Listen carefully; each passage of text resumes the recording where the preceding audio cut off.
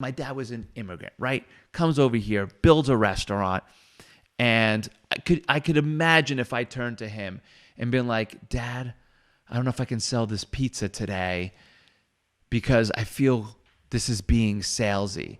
I would have had to duck a hand coming at the back of my head.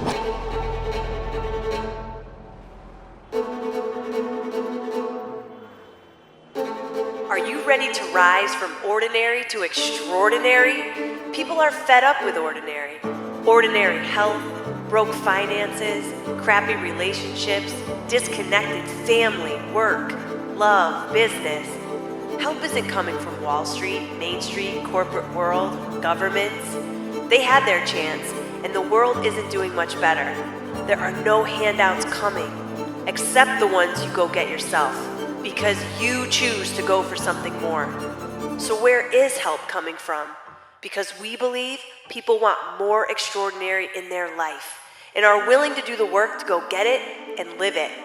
So we went on a search to find the top influencers and coaches you may or may not have heard about. Influencers and coaches on love and relationships, purpose and meaning, wealth and finances, health and fitness, business and entrepreneurship, and more. And we brought them to our vineyard, or met them around the world and asked them one question: how can you help people take their life from ordinary to extraordinary? And this is what they had to say. Hey, welcome to Rise of the Visionary podcast with Vito and Anna. Welcome to episode number one.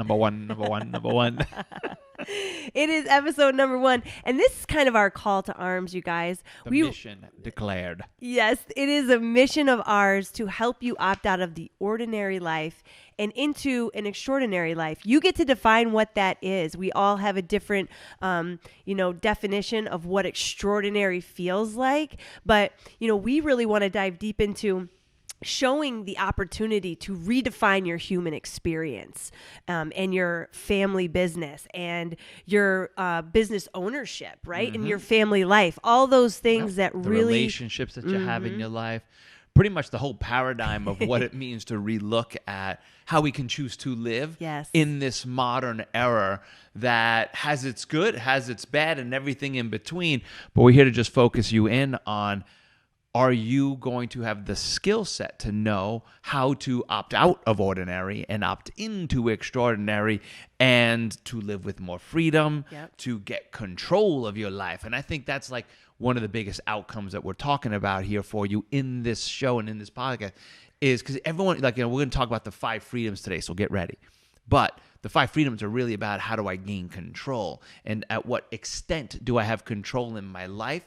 Because a lot of people are living in fear, insecurity, doubt, and we feel we can remove that by showing you how do you gain control back. And it often starts first in the mind. Absolutely. And we're not just going to be the teachers here on this podcast. We're going to be having so many amazing guests with conversations about, different tools and skills that we need as stepping stones to help you live an extraordinary life. Because that's what we all need, right? Is just those stepping stones to get us closer and closer to our dream goals and living that happy place entrepreneurial life that we call it. That's what we call it. And I think more and more the world is like ready to know, what does it mean to be a happy place entrepreneur?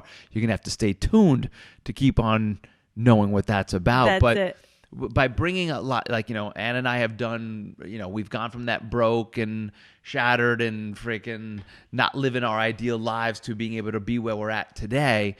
But it's also showing you not just through our own story, but the stories of the people that we bring on, because there is a different way that visionaries and people that are living extraordinary are choosing to build their businesses and handle their money and finances and spend their time, leverage the relationships and the networks and the people that they have around them, and how they're talking about what they're doing in life And I think exposing more people to those conversations and how people think that way and what kind of actions they take starts to let you kind of create a roadmap for yourself.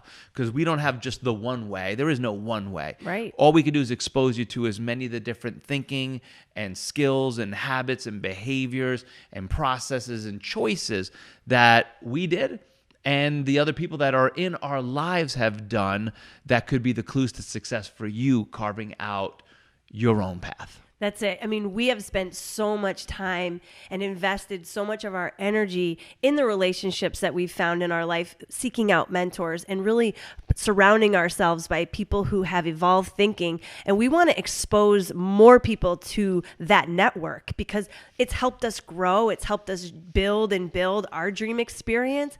So we're not saying that we have all the answers because we don't. We're always seeking new advice and tips and strategies from people that are amazing and have wisdom to share. And we're bringing them on the show to really open more eyes up to the opportunities in front of us. And me and Vito know that we have more things to achieve. Yeah. And that's why the more we can talk to other visionaries and get inside their head, the better we're going to be. I know. Selfishly, we were like, let's have this podcast because we get to invite some amazing guests that come on. And not only are you learning from them, but we're learning from them. Yep. And that's how the entire world gets better all together. That's all right. At once. That's why this is the rise of the visionary. We're all lifting each other. That's right. Because, I mean,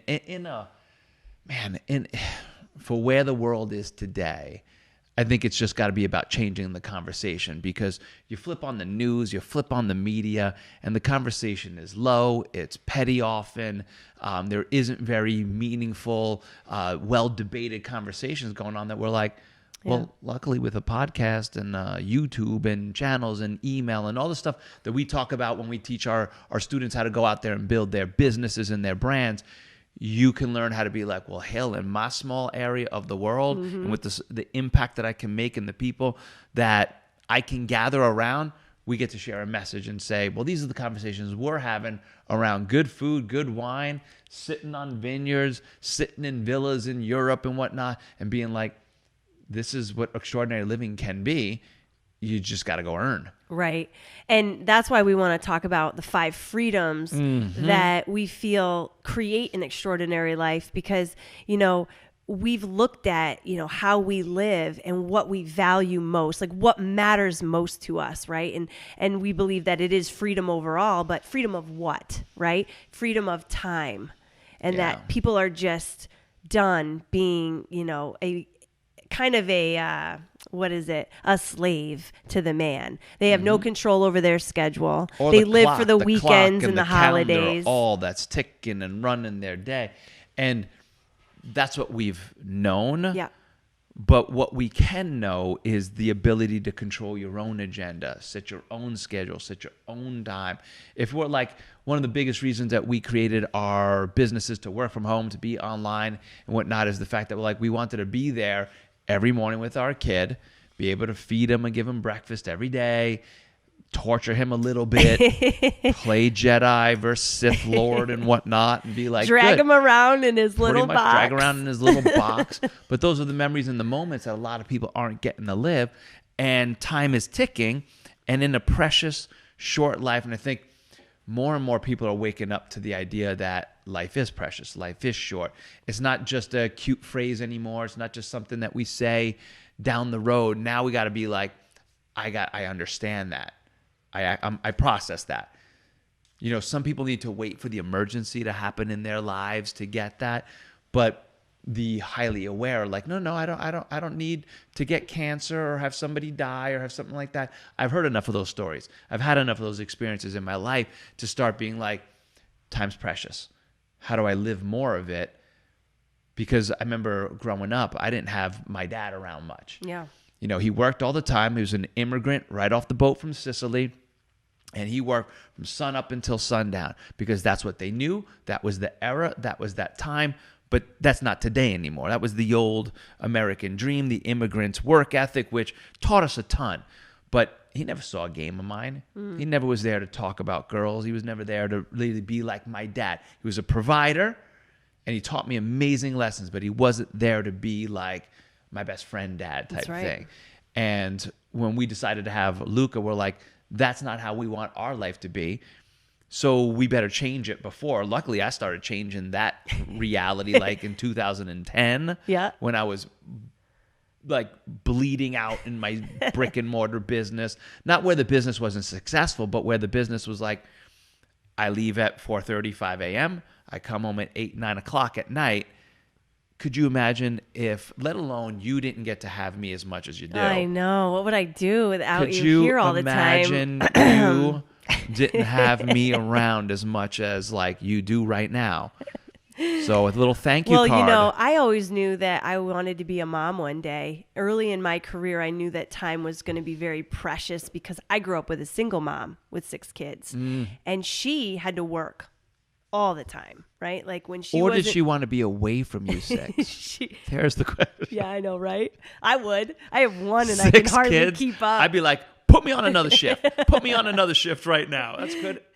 Which one's the oldest? They could take care of them. She did her best when she was home to, you know, connect and be there. But how much energy do you really have when you're working full time and raising kids? And I know that that's a reality for many moms out there, many single dads even, where you're just like, I'm either working or I'm spending a few hours with my family. And I know that every single person I talk to, every parent says, what is the most valuable thing to you in your life? And they say family. And when maybe a quarter of your time is spent with the most valuable people in your life, that's when you can say, no, that's not going to be my reality. I choose differently. And it might not happen tomorrow, but it will happen if I'm intentional about making it happen. So that's what we're talking about when it comes to you gotta freedom dig in right there, of deciding. Like, because all these freedoms that this like inaugural kickoff episode are about have to come down to understand that everything's about choice. Everything's about intentionality. Nothing happens by well, I won't say nothing happens by happenstance, but we have to make that choice because the way it was and the way it is still for many people is I accept the ordinary hours. I accept the time clock that the corporate world has put on me. But today you could be like, I don't got to live for the weekend. I don't got to live for holidays. But how do you do it? Yep. How do you start getting control of your schedule and your agenda?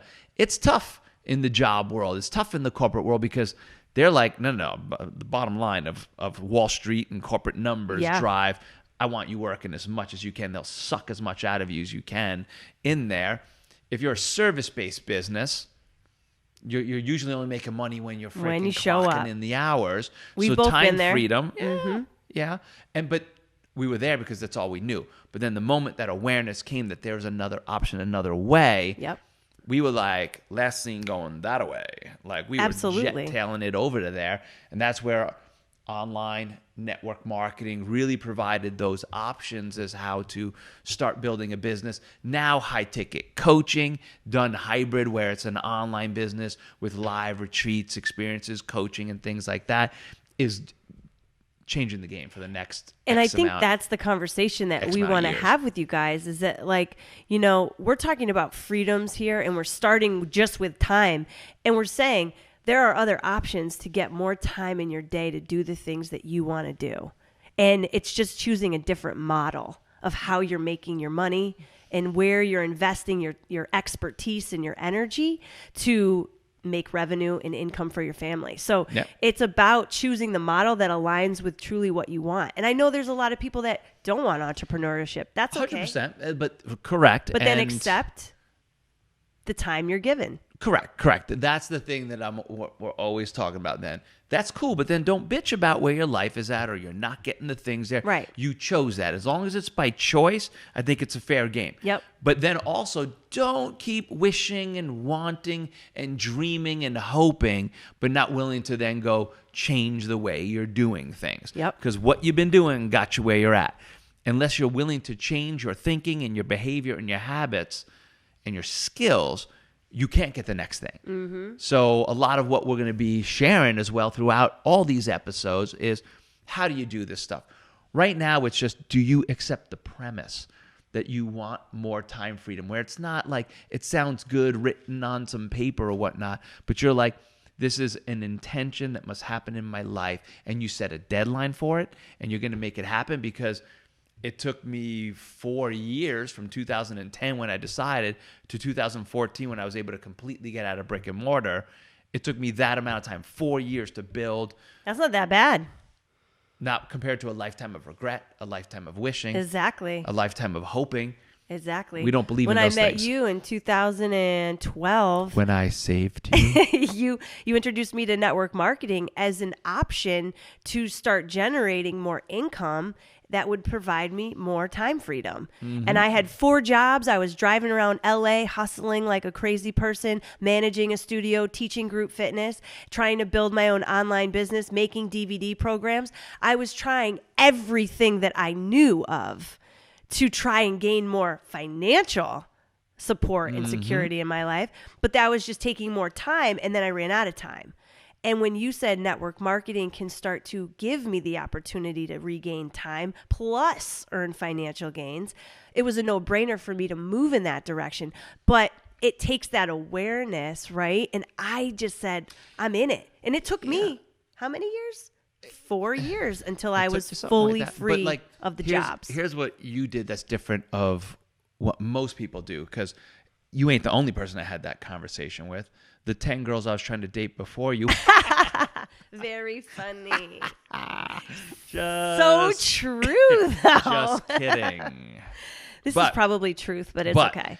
No, I think about it because with all the people that come into network marketing, yes, it sounds like the easiest way to go have your own business, to go get it out there. It's almost like a dream, right? It's correct. Like, it's almost it's like, such a dream it business. only costs a couple $100 and you get to work it when you want and whatnot, which is all true, which is part of the tough part about it. But then so when I had that conversation with you when we were on that date, and I told you about the idea of so you always want somebody to own your hours. You always want to be trapped under your hours and whatnot. And I showed you how network marketing in particular, the one that we chose that was in alignment with what you do, was going to be a gateway. You started doing shit. I've had the network marketing business for a decade now. And I can tell you that 10 to 20% do shit with it. Oh, yeah. Because unfortunately, that's a quantity game, not always a quality one. Right. But what sets you apart from many people and why you've done the things and become a host of a Pop Sugar and all these other things is because you don't just set an intention. You go actually do it. You fight for it. You go to get better. Thanks, you meet great people, such as your husband and things like that and whatnot. Those are the things. Well, when we talk about people freedom, I can talk about how we met, but let's keep moving on. That's right. But so the idea just simply being here right now, though, is is your appetite whet for time freedom? Yeah. Because you want it and you see people living that way and you say, why not me? So write down for yourself, time freedom is what I freaking want. Then understand why you're not getting it. Because if you're in the corporate service job, small business world, it's not that it's not possible in there, but it's very, very difficult in there.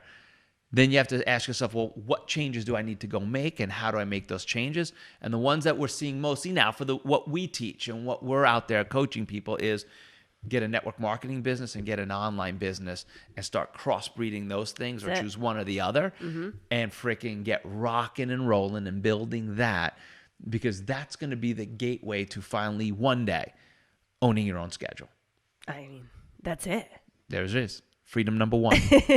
Let's dive into freedom number 2 because it's one of my favorites. Money.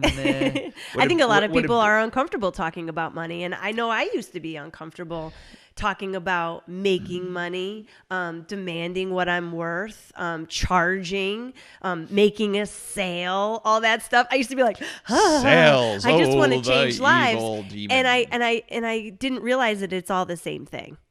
If you're adding value and you're putting service out into the world and impacting lives and making a difference, you're rewarded for that. And that's just how economies are run. I think people are confusing. It's how the markets run. It's how everything runs. It's how everything I always runs. used to joke with people. I'm like, you don't like sales, you don't like whatever. I'm like, where'd you get those jeans? You stitched that shit together yourself? Some people They're like, do. No, I went. They're like, I went and bought it. And I'm like, well, then you better go goddamn yell at that bitch. You better go tell her, she you son of a sold you a bitch pair of for jeans. selling me those jeans, you hoe. But since she wasn't personally making the money, then, you know, I see how some people kind of feel icky about selling themselves, right? Because it's harder to sell yourself than to sell someone else. And that's a reality, but that's your money mindset. And if you ever want to be free financially and secure and be able to control the income you have and the life that you're living, you've got to get over the fact that like but I mean, where does that come from? We're not thinking sales exactly. are icky. That is a cultural thing, yes. a family thing, yes. a just you thing, because it's agnostic. It has nothing to do with anything besides the fact that like you haven't potentially grown up. And you haven't potentially thought for yourself. Because, I mean, like, my dad was an immigrant, right? Comes over here, builds a restaurant. And I could imagine if I turned to him and been like, Dad, I don't know if I can sell this pizza today because I feel this is being salesy. I would have had to duck a hand coming at the back of my head to be like, I left my family in Italy. I left my friends in Italy to come here to provide a better opportunity for you. And you're worried about $10, $20 feeling salesy, right, when this is what puts the food on the table, puts the house that we have above us, gives us the opportunity, put you through college, got you your car and do other things. It's, in my mind, that conversation needs to be addressed and called out way better. We tap dance around it to be really like nice. Don't feel bad that you're feeling salesy and whatnot. The fucking car salesman thing is over. Selling is serving. You can learn how to do it with ethics and with morals and with value and all that stuff and grow the fuck up. Well, you should. Like, if you're not, then you're a creep. And you're out there being a shyster. Or you're just like, be okay collecting your wage from other people that are out selling. 100%. Who was I talking to just today about, when we had Luis Diaz, Podcast Domination, whose episode will come out when we re-record it and whatnot. But he was just like, it was the best thing, because he's like, what I'm investing in right now. Because I asked him, like, where's your PD? What are you doing with your professional and personal development right now? And he was just like, I'm in a sales course right now. I was just like, he's just like a couple $1,000s worth of a sales course. Because he's just like, nothing can control your future better than the ability to sell. Yeah. Nothing. Because then you can control money. And financial freedom needs to be about your ability to control the money that you make. No longer be subject to somebody else telling you what you're worth, how much you can make. You have the skill and the capacity and the capability to earn what you want. That's financial freedom. Absolutely. And that's what we got to be freaking digging into, not just here in Rise of the Visionary. We dig into that over with the Visionary Planner. We dig into that with our Beachbody team. We dig into that with all the visionaries that we have in our lives and that we hang out with, and that we like. That's the everyday conversation. Everyone's talking about, how do I elevate up? How do I actually, like, our conversations about how do we drive sales? How do we do that? Because we're like, in that, we are driving the impact out there. We are serving. Let alone we're creating the lives of our dreams before we're like, shit. I mean, like, no one getting any younger except for me.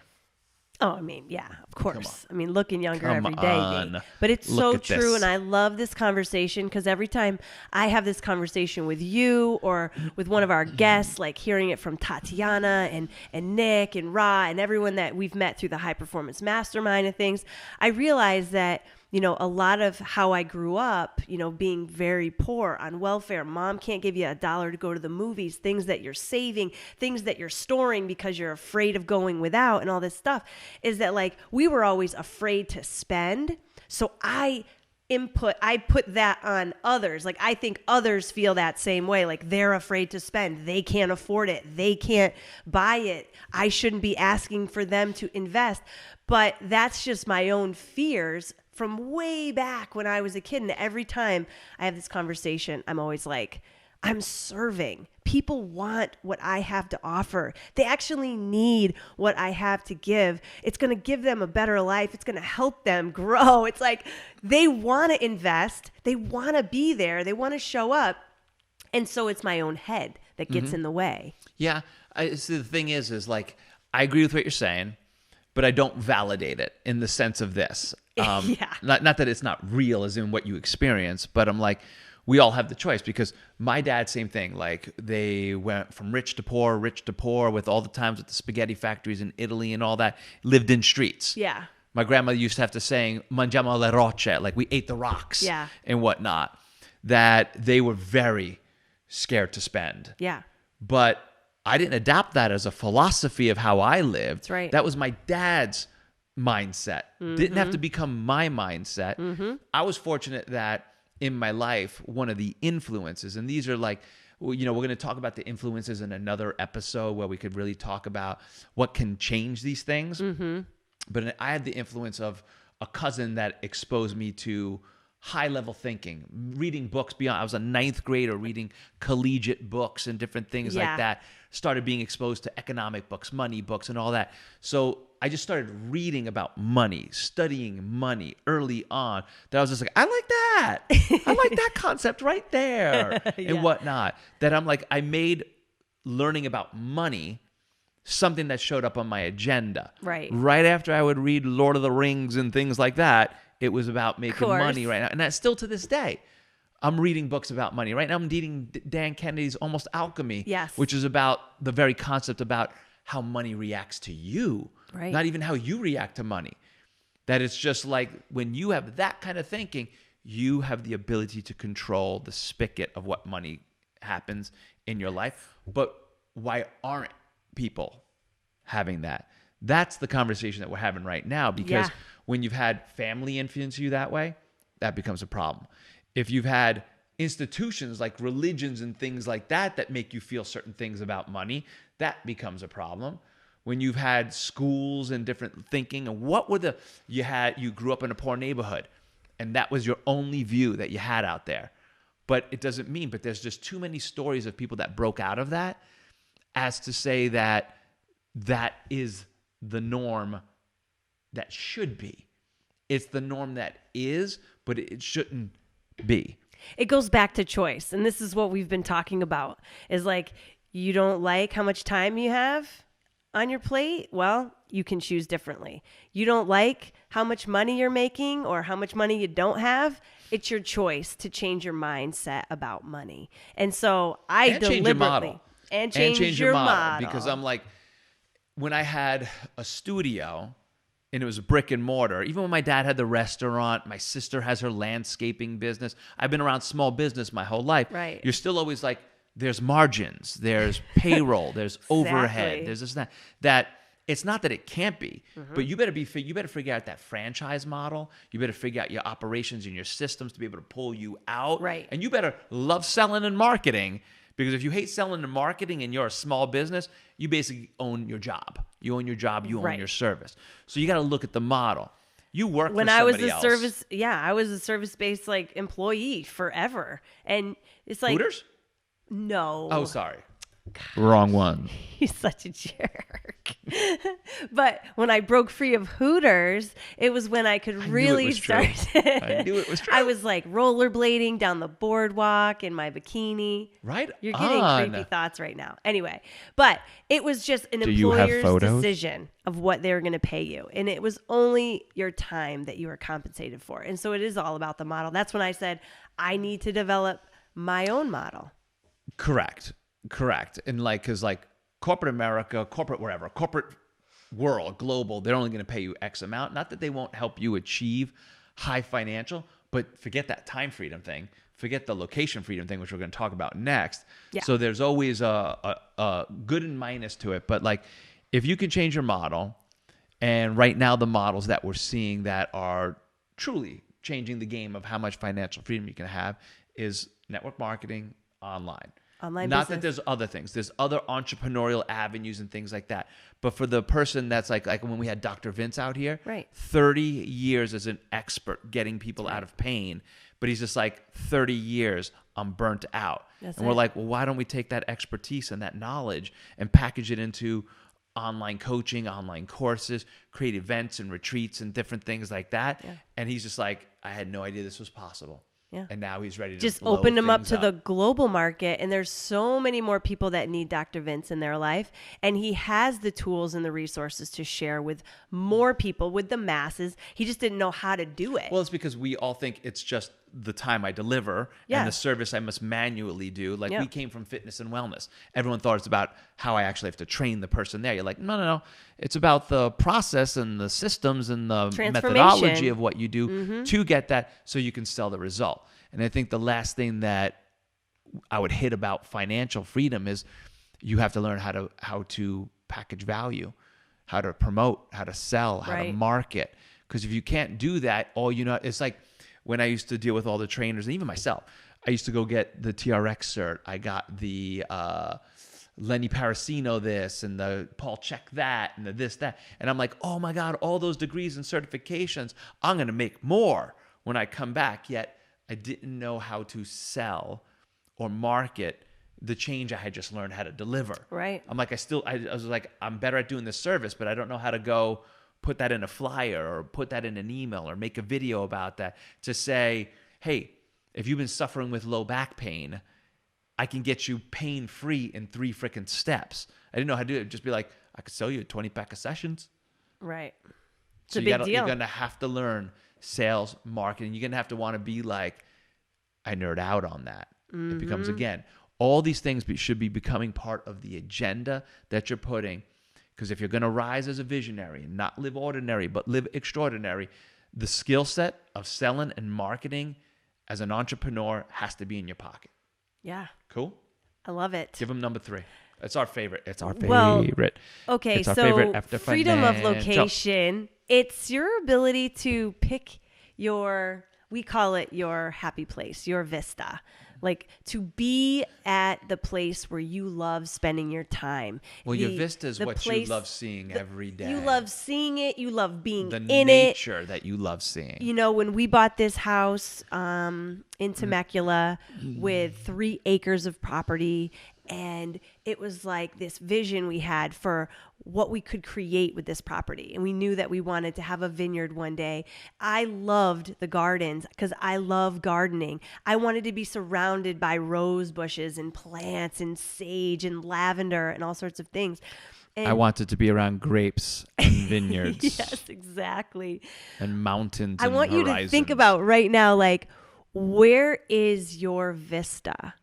And if you could live and work there, how amazing would that be? How would you feel every day waking up to that vista and being able to control, your surroundings and being in the environment that just fully lets you be creative and kind of do your thing? Yeah, make your magic.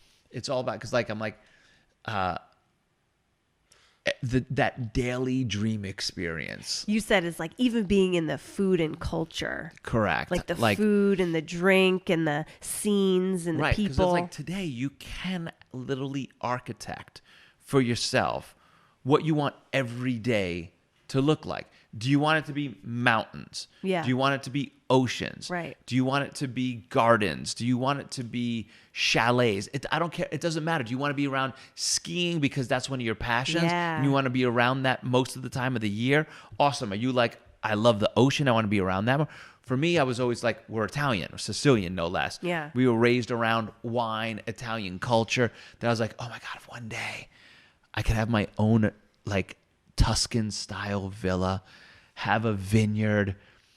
And I had no right in 2010 to like make that intention, but we live by these nerdy But good for you. Cards. Like without the right, you allowed yourself to dream big. Well, yeah, because luckily I had the best musicians growing up in my life, and they were always talking about living your dreams and going after that, and let alone the books and the things that I read. Kept there. We should just do an episode just purely on books and music.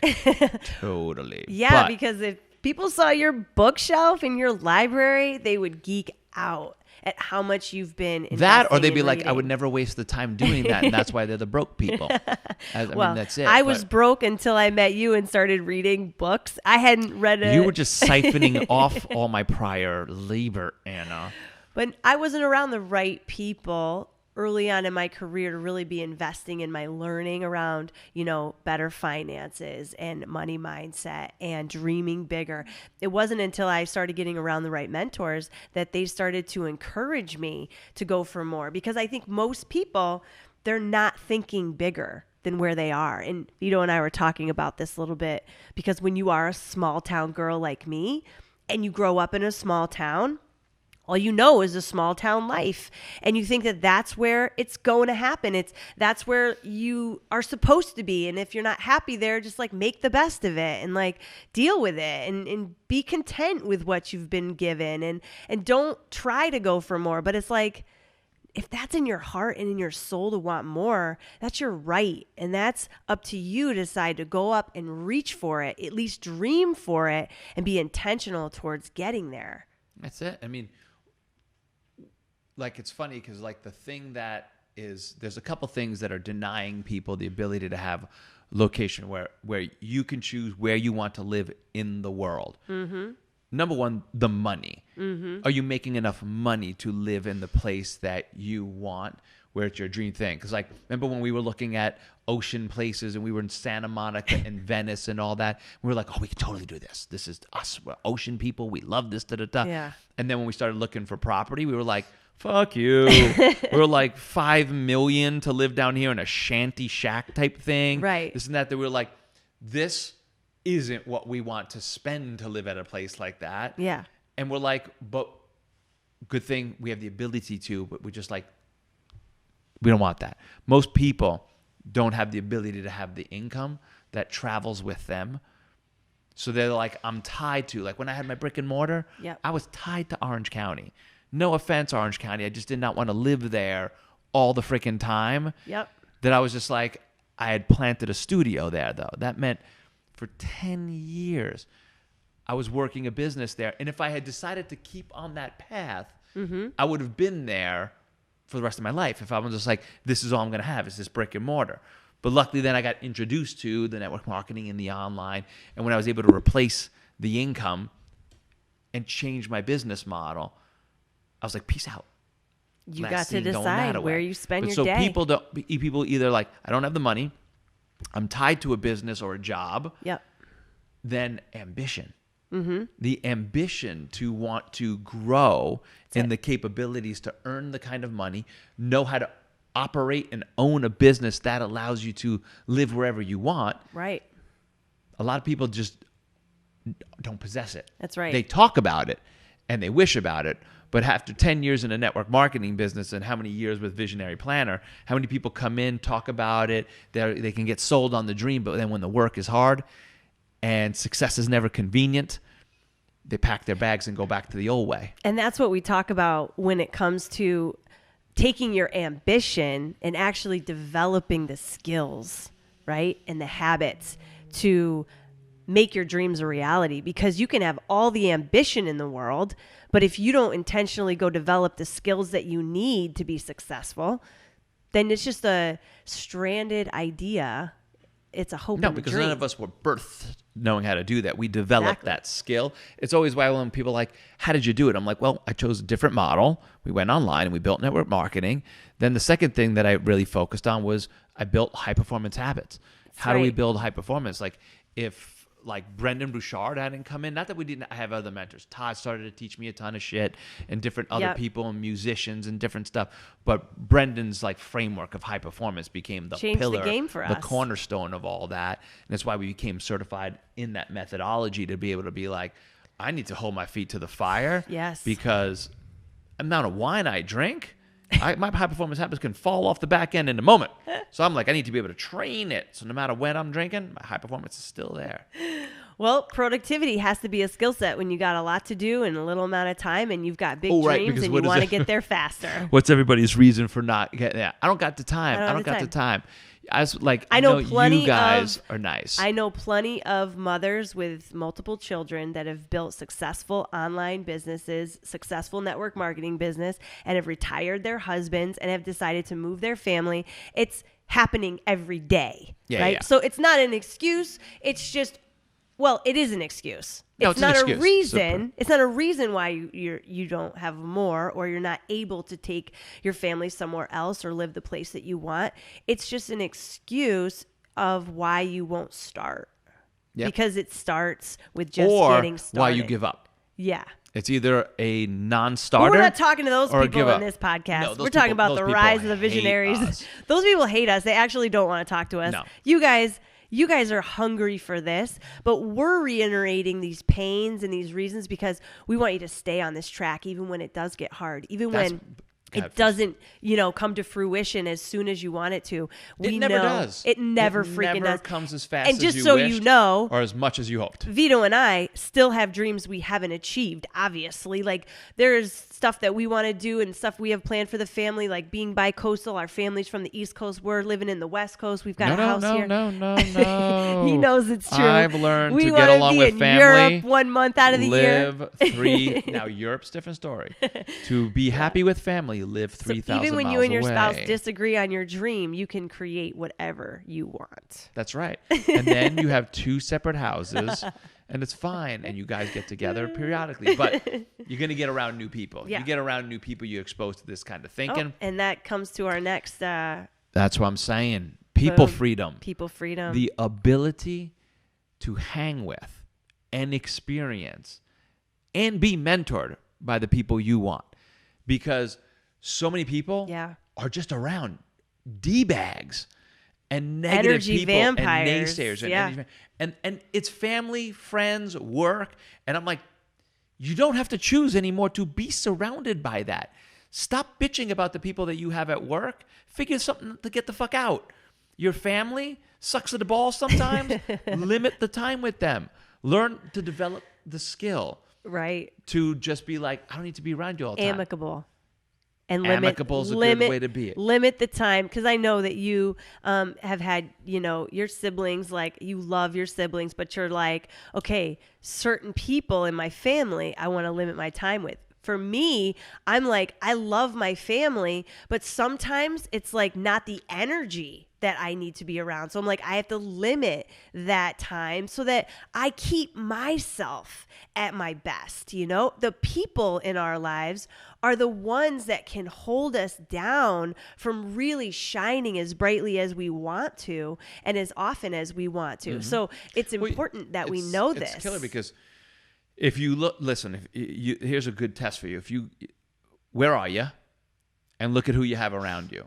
Because you're exactly where you're meant to be based upon the people that you have around you. To achieve a new level, you have to go get a new group of people to lift you, to give you new skills, to elevate you. So you should be always in the pursuit of the new circle of genius or the additions to the circle of genius, and people that are growth-oriented, growth mindset, not fixed. Like, a lot of friends and family are fixed in their mindset. They've never evolved, never matured, never developed new skills. So they can only give you so much advice and so much opportunity and so much thinking that in today's world, though, you don't have to opt into that anymore. Yeah. Because the ability to network, get in masterminds, get in coaching programs. Never been bigger. It's never been easier, too. Never been more available, never been more easy. It's now, a lot of people say that social media has created like this isolation a little bit, not as so much connection. It's like we've never been more connected, but more disconnected. Correct. Because you can just live on your phone in isolation, never having to really see anyone because you feel like you're socializing on social media. But socializing ain't the same as investing in yourself and your growth. Well, that's right. But I feel like we're exposed nowadays to so many more influencers that can positively impact our lives. I started following Brendon Burchard when you introduced me to him. I started listening to his podcast. I started listening to other podcasts. And then I started just finding this network of people I will never meet probably, but they are influencing my life in a very powerful way. Mm-hmm. That's what we hope to do with Rise of the Visionaries. Like, hey, if you never come into our world, I mean, I hope you do. But if you don't, I hope that we get to influence you in a positive way that allows you to grow as a person. And that's the opportunity that we have today, is to really choose the people that we want to be mentored by, surrounded by, influenced by, because we can watch the negative media. We can watch the news that doesn't fill us up, but empties us every day. People that get worried and stressed and nervous. It's like, maybe change your source of input that you're getting each day. That's a big thing. What are you taking in? Yeah. Even down to the things as far as just like the music you listen to. Yeah. I'm like, some of the bubblegum pop, absolute garbage ass music as compared to like Eddie Vedder and Pearl Jam. I knew it. Maynard and Tool. Those kind of people that are doing intelligent music. John Baptiste. I mean, I love Michael Franti. Oh, he's such a happy music person. Happy music. Happy music. I'm all about deep, meaningful music. I know you are. You're about the deep, meaningful. I'm about the happy, uplifting music. I love Dave Matthews, but he's not Dave very Matthews happy. Is deep he's and kind meaningful. of depressing. No, he's not. He's freaking writes fairy tales at times. I love his music. His music is fantastic. He's deep, meaningful. Yeah. He makes you think, and he's teaching values and principles in his music about how to Absolutely. go eat, drink, and be merry. What else is there to really freaking know? That is life buttoned up right there. It's true. But a lot of people out there are just not really understanding that you can opt out of the bad group, opt into a better group, and even down to your business. Yeah. This was my favorite thing. When I started thinking about people freedom, I started just thinking about the fact that I'm like, I remember when I was when I had my studio, and even in the network marketing, when I used to sometimes be like, God, I wish I knew better how to choose the people in my business. Yeah. So that, because when I first didn't know how to grow the business the way I needed to, you took any client that could come. Right. And sometimes they weren't the clients that you really freaking wanted to have, and you had to deal with their attitudes, their energy, their this and that and whatnot. That I wish I had just known better to be like, if I want to get today, the reason we created our model the way we did, and the business the way we do, and the marketing the way we do, and even the way we're talking right now, is because we're like, the people that are like half-asses, they're going to be like, I hate you. I hate you. You're a dick. You remind me of how I'm an asshole. You're this and that. You make me feel bad. I'm like, perfect. You go in your little corner and worry about that. Oh. The people that are like, oh, dude, you're talking my language. It's no BS. It's straight talk. You're challenging me to get better, and you're also there to help me to get better. Great. Those are the people that you can be like, I want to be surrounded by those people, other visionaries, other mentors. Half the reason I travel all over this freaking world to masterminds and things is because I'm like, I get to be in a room with people that are having an elevated conversation, and that brings me joy and fulfillment. And from that, I'm able to come back and go serve on a bigger level. That's building a business based on quality, not quantity. And that leads to a lot more happy place, entrepreneurialism. Because if you don't like the people you're dealing with in your business, you got the tire kickers, the freeloaders, the cheapskates. Just think what that's like in your business every day as compared to the people that are like, I've got an investment mindset, a commitment mindset, a like get after it mindset, a tell me like it is mindset, so that I can live that extraordinary life. Yeah. I That's mean, Vito, freedom, one baby. of the things loved about you when I first met you. One of the things out of many. We can do an episode about all the ways that it was you how love much me. you really didn't care what people thought of you.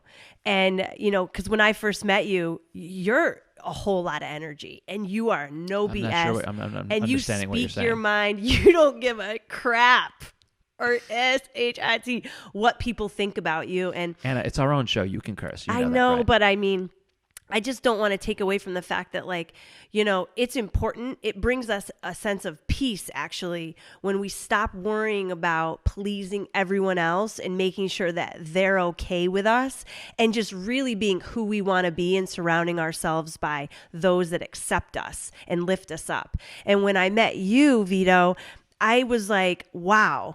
This guy's not toning it down just because somebody around him might not be at his level, or they might not appreciate what he's saying, or they might not like what he's saying.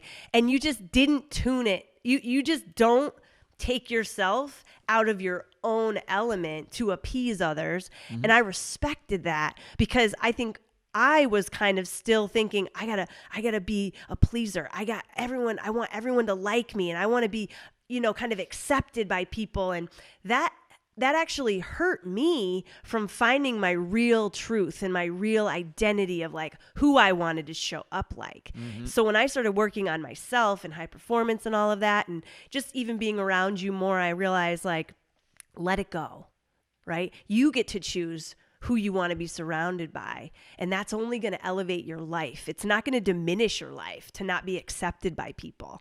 It's really important people understand this because there are too many people pleasers out there afraid to speak their minds. And that's why I think our society is where it is. Because people are not raising their voice. They're not speaking up for what they believe in, and they're toning it down for others. A lot of people pushed down, told they're not good enough, silenced.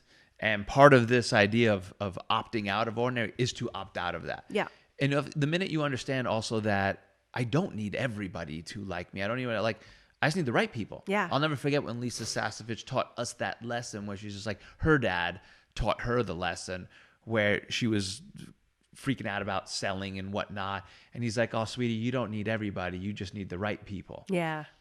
And she's like, that was a major lesson in my life to build my brand the way I wanted to. Mm-hmm. And I never forgot that one lesson. And that's something I've just lived in my whole life. It's not about their thoughts of me. Mm-hmm. Who will stand the test of time and what will be what I did is the body of work we've done. That's right. What our family, what the people that we've impacted say about things. That's right. And the legacy that we leave behind. Not people's opinions and judgments, because those ain't living our dreams. And we meet people every day that are like, ooh, network marketing, I don't know what my family will say, or my friends are going to disown me, or this and that. And I'm like, wow, like you want more freedom. You want to build your own financial stability. You want to have the location freedom for your family. You want to do all these things, but you're not going to choose a model that is going to support that dream because you're afraid of what your family will say. Well, and that is just the core of it. That is the core of caring too much about other people's opinions. And not having yet the wherewithal to step back and ask, who is that person to be giving me advice? I love that, yeah. Because I remember when that lesson came to me, I'm like many people in my life have tried to be that. I'm like, who are you? You're divorced 3 times. You're in a job that you hate. You're overweight and unhealthy. You hate your life. Like a lot of your friends don't hang out with you. I'm like, how can you be judging? Yeah, giving me motherfucking advice. That's okay. I'd rather listen to this person that is living the life that I want to live and is saying, hey, brother, I think you need to do this. I think you need to look at it. I think you need to rethink about how you're attacking this. And I'm like, good advice, because you're living the way I want. You have the same values, the same morals, the same chasing of excellence. Yes. So I'm like, I'll listen to you. I'll give that weight. I'll give that gravitas as compared to like somebody that is in a deadbeat job that hates their life.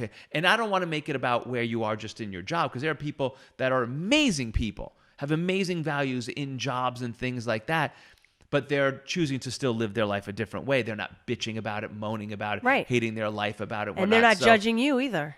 In the pursuit of people freedom, do not let others affect how you're out there that are not people that should be giving you the advice. Seek the next level of great mentors and great coaches that give you the ability to raise your value, make you so damn good at what you do, make you savvy, smart, and a leader, teach you to be cool and not a D-bag, so that you can go out there and be hanging in a room of cool people. That's it. Because that's the thing.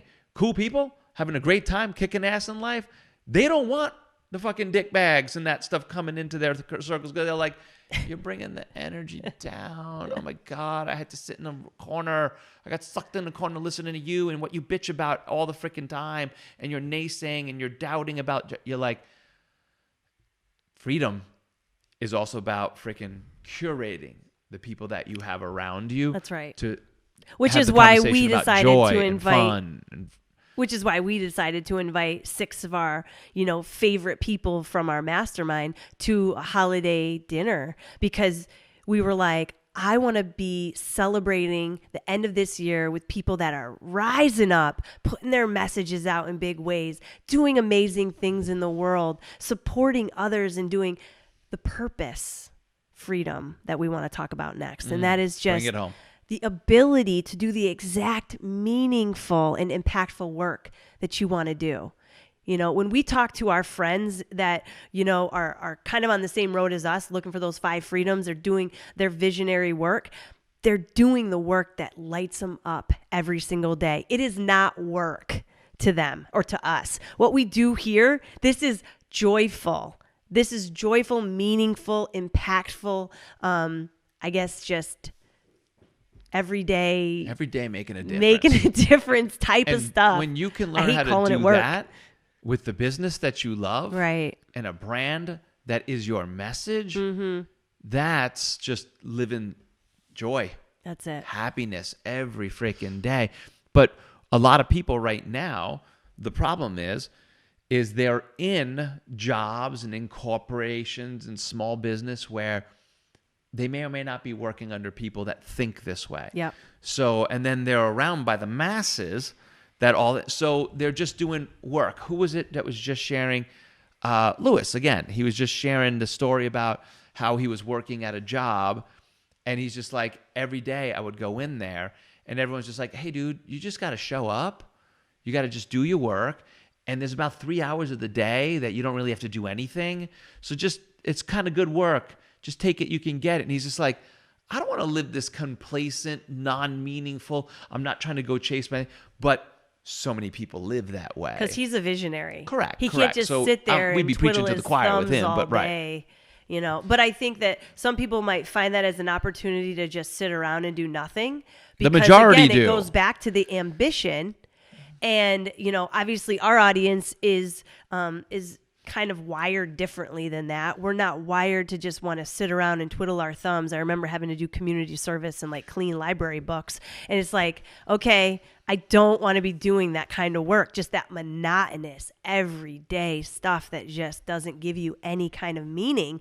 It's like, we got purpose here on this earth, and we only have a very limited amount of time to make our legacy and make the impact that we want. And we got to take action. We got to go. We can't be wasting our time, even if it's paying us to sit around.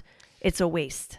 Yeah, that's a waste of the life, the talents, and the gifts that we were given, and the blessings that we have, as compared to making the choice to pursue something of meaning, to leave the footprint, the thing that's going to be behind.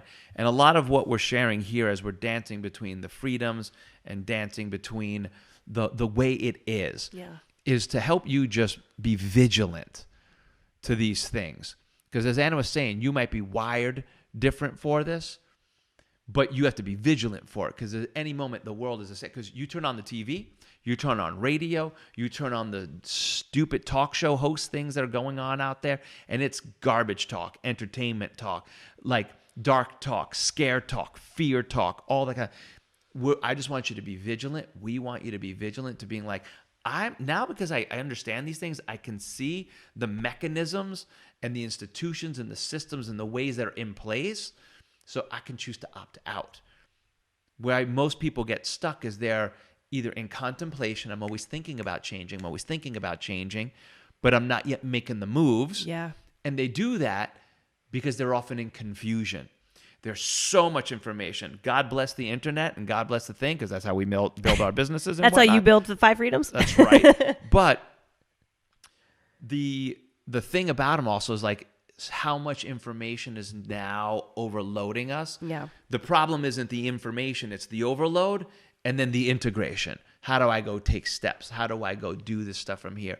And a lot of the tools and the training and the conversations and the things that we're going to be bringing to you here is to help remove the confusion, so you can pass through the contemplation and get into action taking and start truly rising as a visionary out there.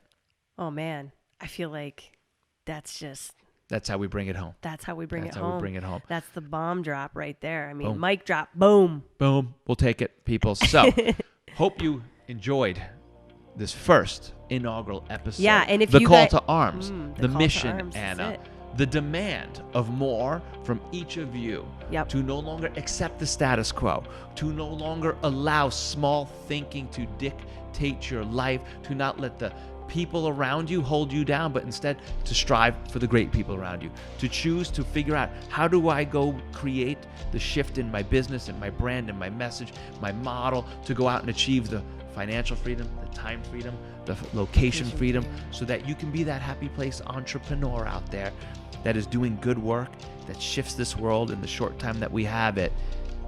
And as a reward for that, you live the extraordinary life. Get after it, visionaries. We'll see you next time. What's up, visionary? Did you like this episode? Well, if you're looking to bring your vision to life and into the world, go to thevisionaryplanner.com/podcast to get access to our Visionary Toolbox. It's filled with free tools and trainings from us and all of our amazing guests. Until next time, keep rising up, visionary.